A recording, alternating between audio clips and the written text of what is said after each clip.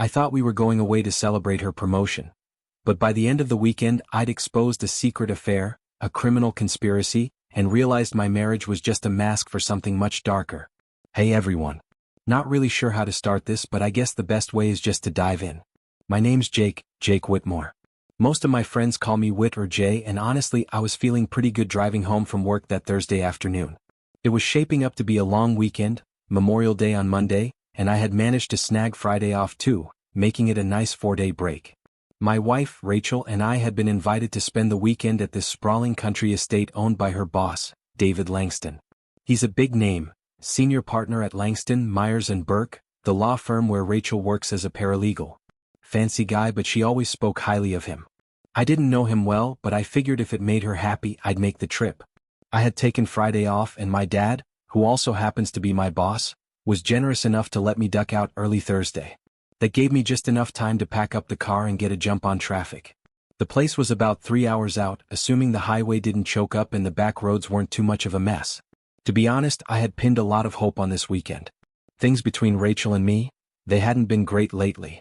For the past couple months she'd been pulling away. Little things, you know? Snapping at me over nothing, brushing off simple questions like I was bothering her.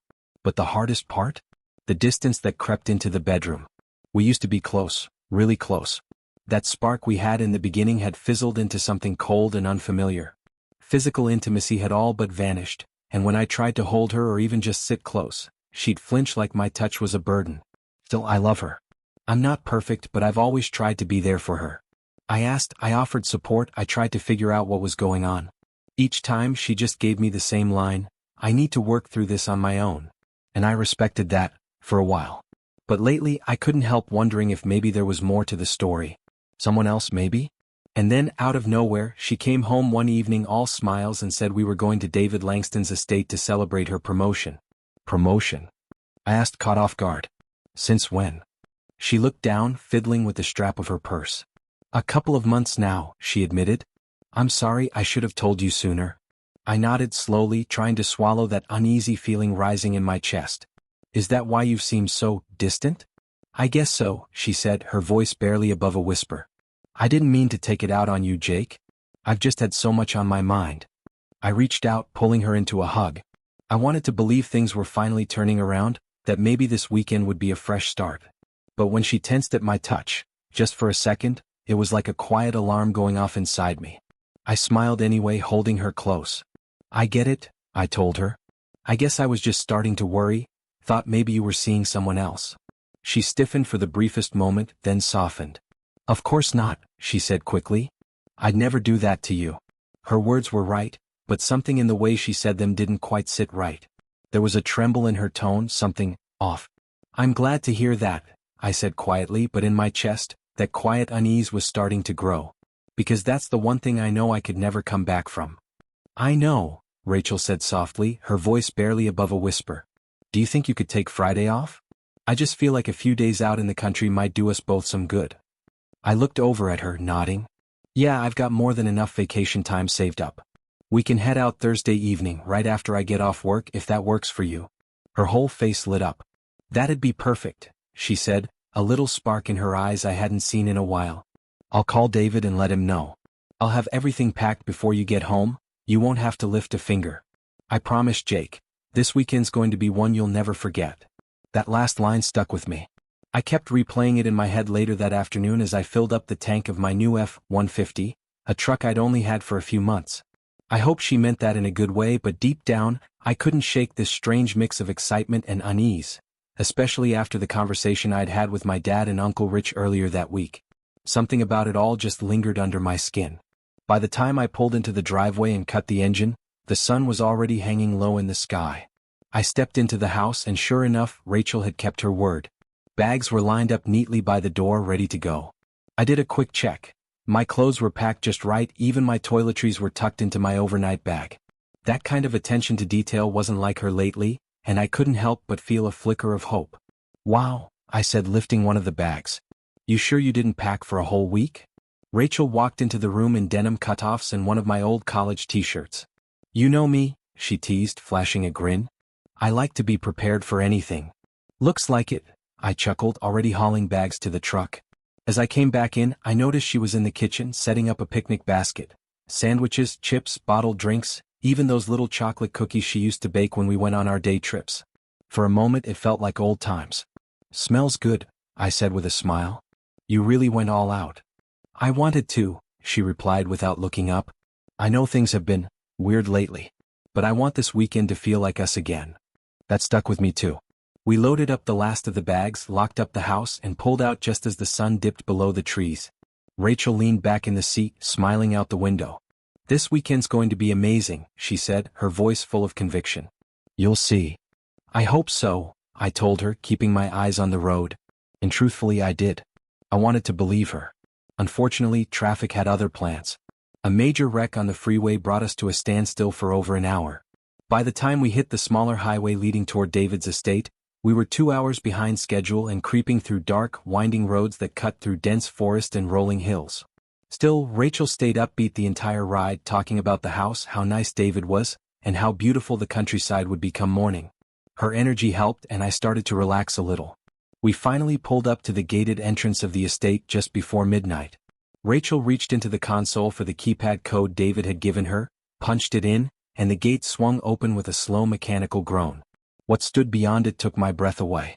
"Whoa," I said, leaning forward to get a better look. "This place is massive." The estate was a 2-story brick mansion, lit by elegant outdoor lights that gave it an almost surreal glow in the darkness. As I pulled up near the front entrance, 3 men in tailored dark suits and, strangely, sunglasses approached the truck. I cut the engine and looked at Rachel, confused.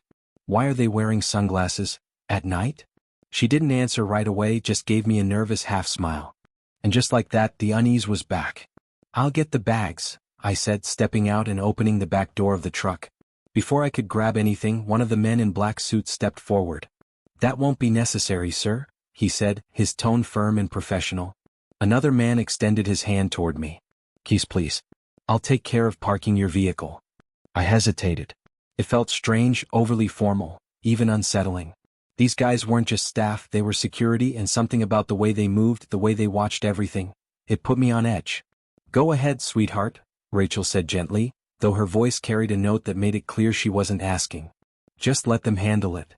I looked at the guy holding out his hand and noticed it, a slight bulge under his jacket. A sidearm, most likely. My gut tensed.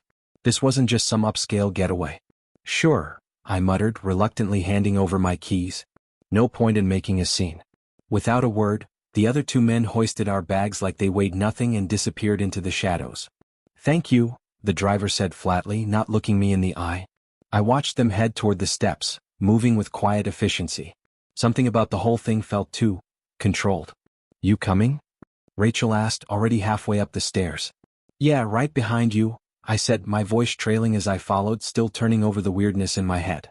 Why armed guards at a weekend retreat? Inside, the foyer opened up into a grand entryway, warmly lit but stately in a way that didn't feel quite cozy. That's when I saw him. A tall man with thick, dark curls and an easy grin stood waiting at the foot of the main staircase. "There you are," he said, his voice smooth and assured.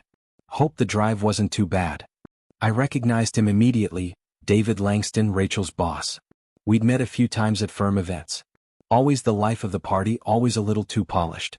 Rachel stepped forward to greet him with a warm hug, one that lasted a beat longer than I liked.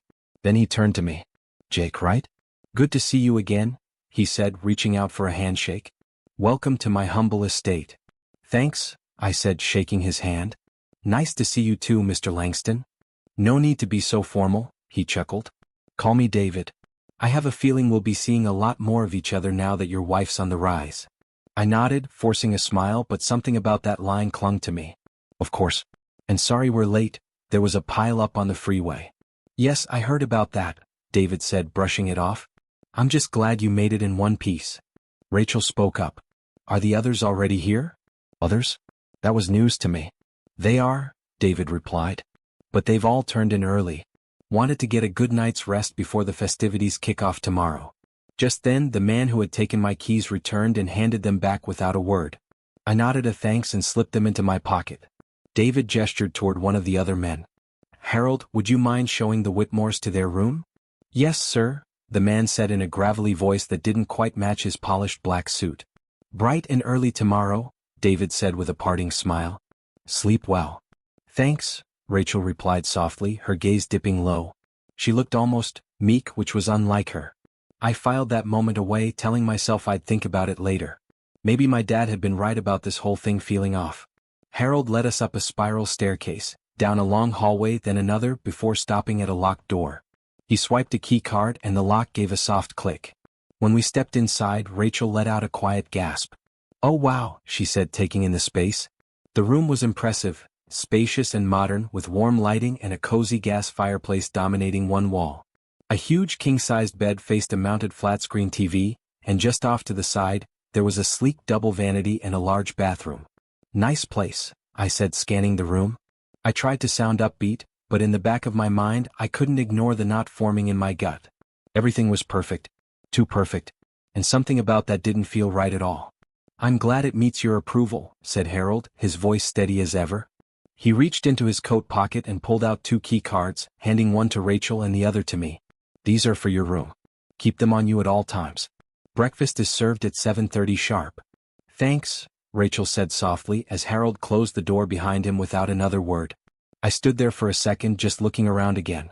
Nice room, I repeated, trying to fill the silence as I unzipped my bag and started hanging up a few shirts in the closet. Rachel nodded.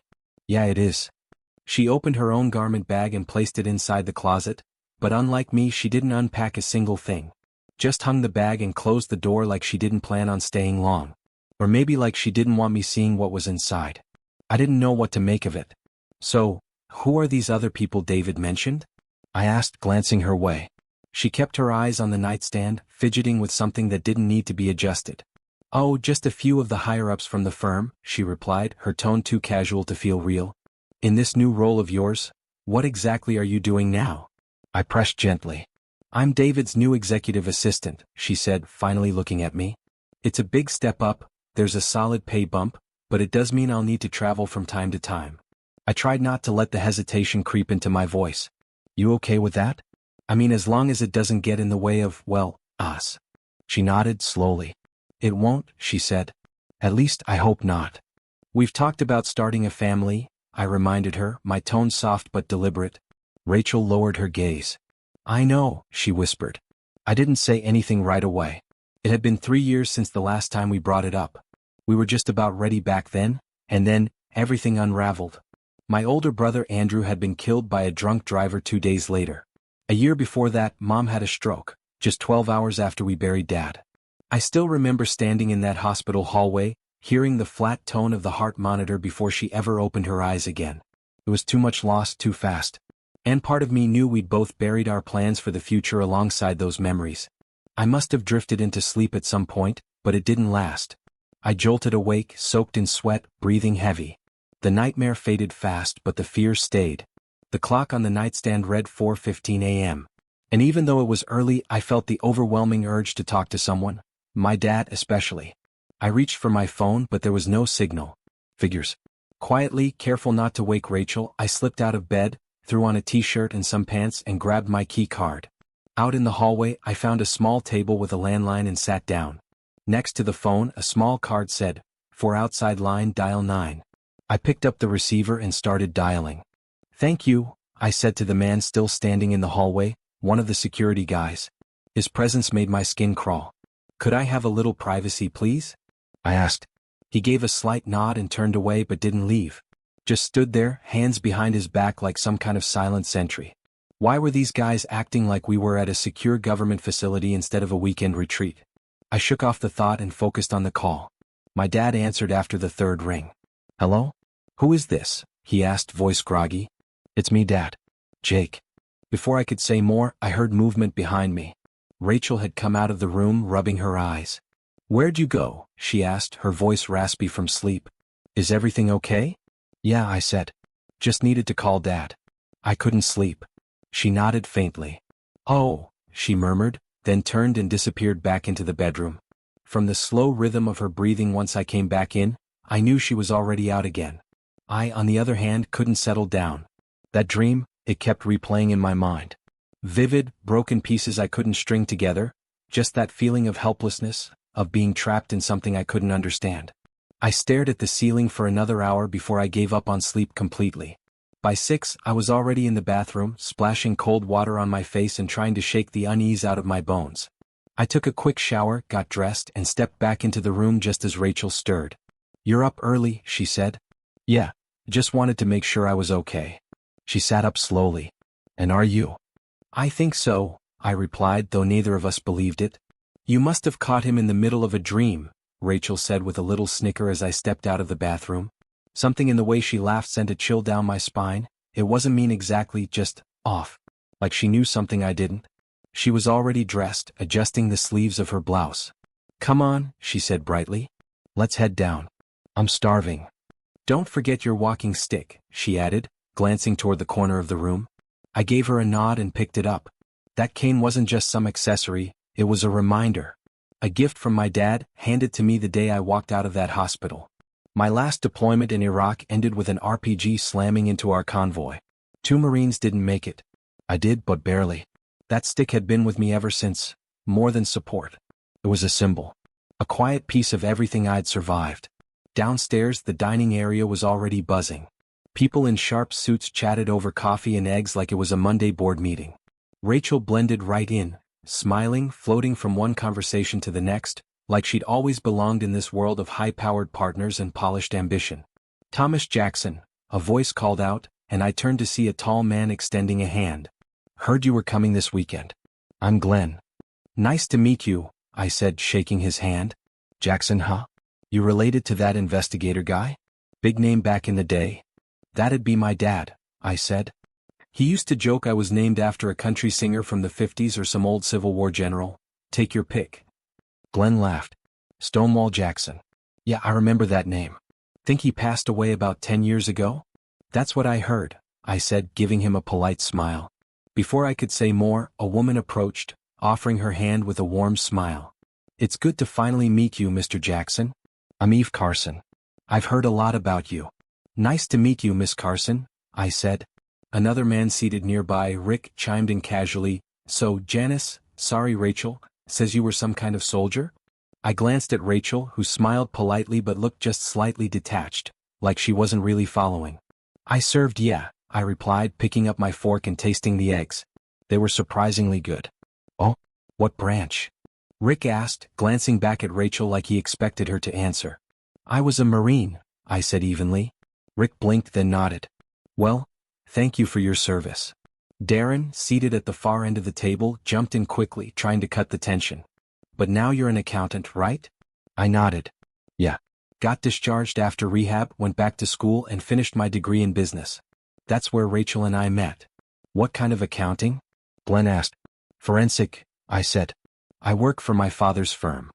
"Wait, Jackson Specialty Investigations?" Rick asked. "I've heard of them. They've got a solid rep, handle a lot of corporate contracts, right?" "That's right." The table shifted back to lighter chatter, and I excused myself once breakfast wrapped up. Rachel caught my arm as I stood. "Hey," she said softly, eyes a little too glossy. "Just remember, I love you." "I love you too," I said, leaning in to kiss her. But she turned her head. My lips grazed her cheek instead. I stepped back, startled, a quiet humiliation washing over me. She looked away quickly, pretending it didn't happen. But I felt it, and it stung. I didn't say anything. Just nodded, turned, and walked toward the garden path where Eve had mentioned the view was best. Once we were away from the crowd, walking among perfectly trimmed hedges and flower beds too perfect to be real, I spotted them again. Security. Heavily armed. Discreet but clearly watching. Something about this entire place was starting to feel staged. With Eve walking a few paces ahead, her back to me, I slipped my phone out of my pocket and tapped open the voice recorder. The signal was weak, but it was just strong enough to upload later if needed. Just in case. "You do support Rachel's career goals, don't you?" Eve asked as she slowed her pace, glancing back at me. "Of course," I replied, careful with my tone. "I always have." But inside I felt like I was navigating a minefield. One wrong step and everything could go up in smoke.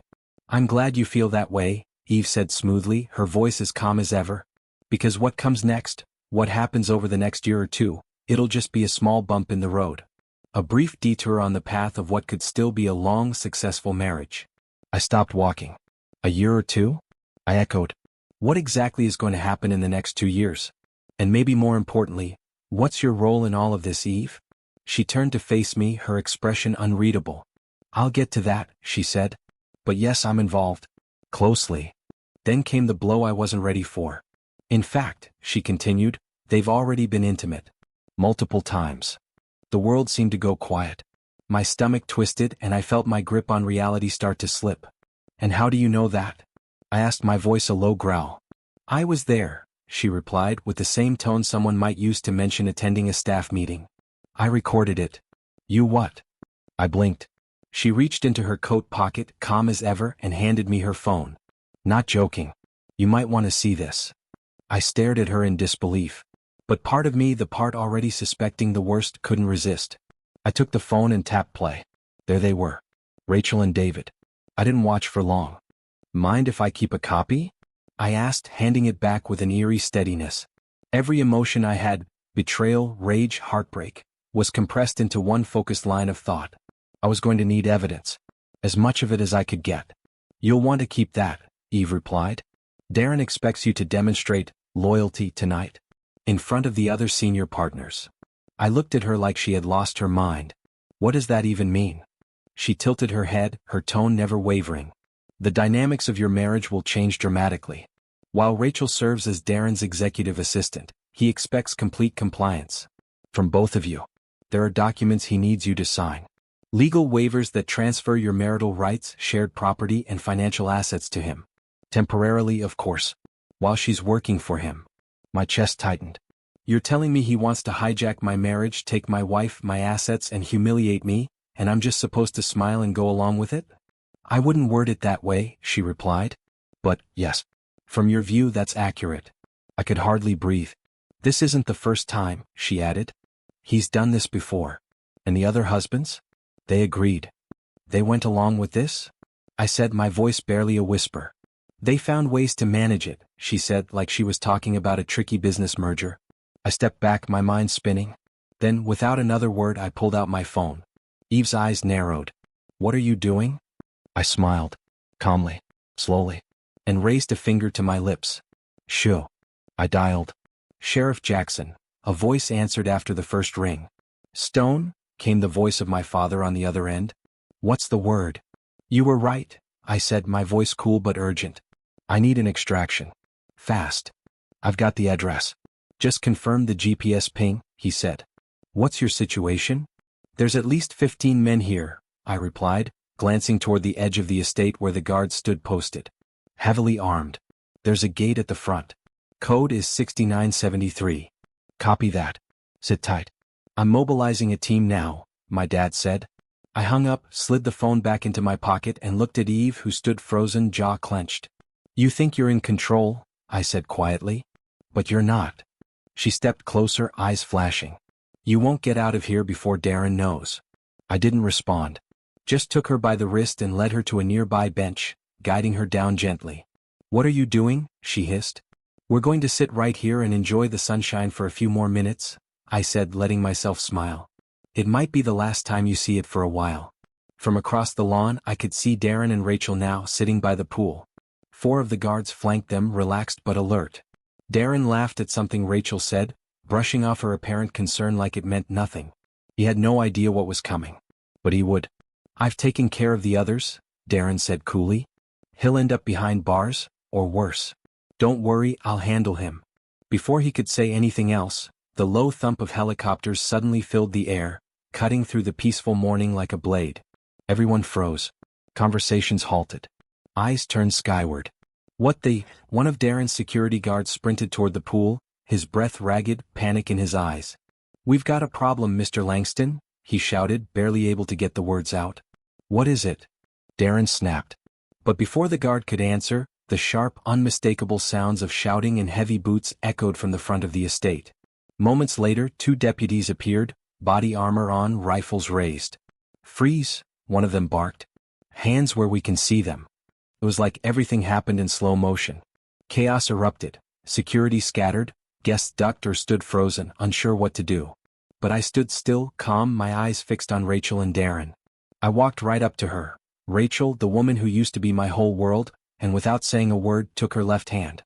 slipped the rings off her finger.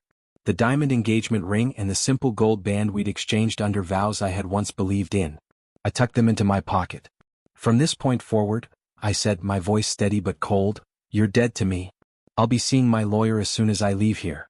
The divorce papers will be filed today. Darren twisted in the grip of the deputies trying to restrain him. You think this is over? I'll be out of jail before you know it, and when I am, I'm coming for you.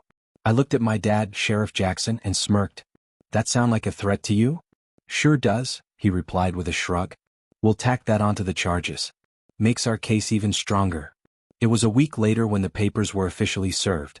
I waited until then before I went to see Rachel at the county jail. She was already sitting when I arrived, eyes dull, dressed in orange. This'll be the first and only time I visit you, I told her flatly. I just wanted to make sure you received the documents. I did, she said, voice soft, barely above a whisper. I signed them and sent them back. Good, I replied. As you'll notice, I stuck to the terms of the prenup. I'll wait until after the trial to deal with your things. I appreciate that, she said quietly. There was a pause, just long enough for the weight of it all to settle. I still don't get it, I said finally. The whole thing. What was the plan? You've told me about it, by the way. Every last detail. I recorded our entire conversation.